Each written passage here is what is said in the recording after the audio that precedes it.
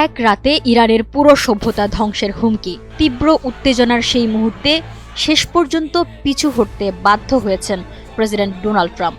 যুক্তরাষ্ট্রের সামরিক শক্তি প্রবল হলেও ইরানের কৌশলের কাছে নৈতিকভাবে হেরে গেছে দেশটি। আগ্রাসী শক্তির বিরুদ্ধে ইরানিদের সাহসী লড়াই ও নানা কৌশলের কারণেই আমেরিকার পরাজয় হয়েছে। সামরিক দিক দিয়ে যুক্তরাষ্ট্র যে অত্যন্ত শক্তিশালী, এটা অস্বীকার করার কোনো উপায় নেই। কিন্তু সাম্প্রতিক সময়গুলো তাদের একের পর এক পরাজয়ের গ্লানি বরণ করতে হচ্ছে।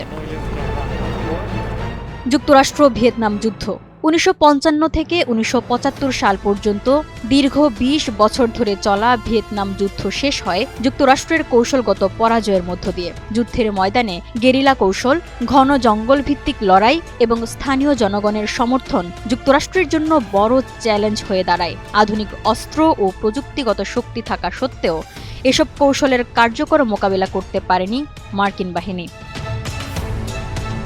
দীর্ঘদিন ধরে যুদ্ধ চলতে থাকায় যুক্তরাষ্ট্রের অভ্যন্তরে তীব্র যুদ্ধবিরোধী আন্দোলন গড়ে ওঠে। হাজার হাজার সৈন্য নিহত হওয়া এবং বিপুল অর্থনৈতিক ব্যয় সরকারের উপর চাপ সৃষ্টি করে।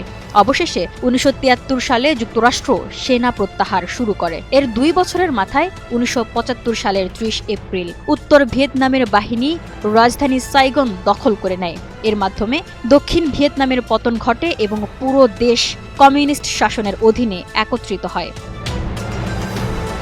বিশ্লেষকদের মতে সামরিকভাবে কিছু সাফল্য পেলেও যুক্তরাষ্ট্র তাদের মূল রাজনৈতিক লক্ষ্য অর্জনে ব্যর্থ হয়।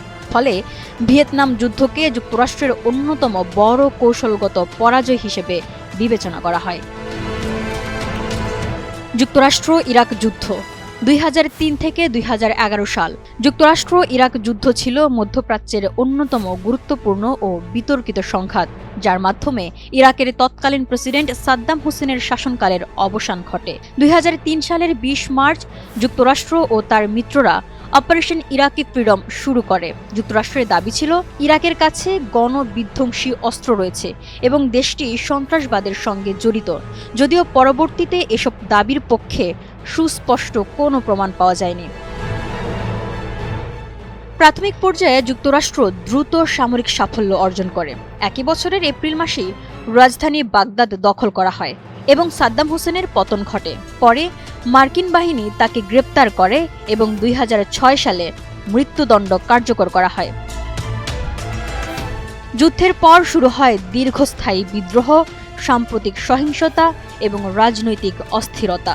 আল কায়েদা এবং পরবর্তীতে আইএসআইএস এর মতো জঙ্গি গোষ্ঠীর উত্থান পরিস্থিতিকে আরও জটিল করে তোলে। যুক্তরাষ্ট্র ২০১১ সালে আনুষ্ঠানিকভাবে সেনা প্রত্যাহার করে নেয়। যুক্তরাষ্ট্র আফগানিস্তান যুদ্ধ দীর্ঘ ২০ বছর ধরে চলা যুক্তরাষ্ট্র আফগানিস্তান যুদ্ধ শেষ হয়েছে তালেবানের পুনরায় ক্ষমতা দখলের মধ্য দিয়ে। ২০০১ সালের ১১ই সেপ্টেম্বরের যুক্তরাষ্ট্র সন্ত্রাস বিরোধী যুদ্ধ ঘোষণা করে এবং আফগানিস্তান তাদের সামরিক অভিযান শুরু করে। ২০০১ সালের অক্টোবরে যুক্তরাষ্ট্র ও তার মিত্ররা তালেবান সরকারকে ক্ষমতাচ্যুত করে এবং আল কায়েদার ঘাঁটি ধ্বংসের অভিযান চালায়। প্রাথমিকভাবে দ্রুত সাফল্য এলেও পরবর্তী বছরগুলোতে তালেবান পুনর্গঠিত হয়ে গেরিলা যুদ্ধ শুরু করে। ২০২০ সালে যুক্তরাষ্ট্র ও তালেবানের মধ্যে একটি চুক্তি হয়, যার ভিত্তিতে মার্কিন সেনা প্রত্যাহারের সিদ্ধান্ত নেওয়া হয়। এরপর ২০২১ সালে দ্রুত গতিতে তালেবান দেশটির নিয়ন্ত্রণ গ্রহণ করে। ২০২১ সালের আগস্টে রাজধানী কাবুলের পতন ঘটে এবং প্রেসিডেন্ট গনি দেশ ছেড়ে পালিয়ে যান। কাবুল বিমানবন্দরে মার্কিন সেনা প্রত্যাহারের সময় বিশৃঙ্খল পরিস্থিতি বিশ্বজুড়ে আলোচনার জন্ম দেয়। বিশ্লেষকদের মতে সামরিকভাবে সাফল্য অর্জন করলেও যুক্তরাষ্ট্র তাদের মূল লক্ষ্য একটি স্থিতিশীল ও কার্যকর আফগান সরকার গঠন অর্জনে ব্যর্থ হয়। ফলে এই যুদ্ধকে অনেকেই যুক্তরাষ্ট্রের একটি বড় কৌশলগত পরাজয় হিসেবে দেখেন। সাম্প্রতিক সময়ের ঘটনা প্রবাহ দেখাচ্ছে শুধু শক্তি নয়, কৌশল, বাস্তবতা এবং আন্তর্জাতিক চাপও বড় ভূমিকা রাখে।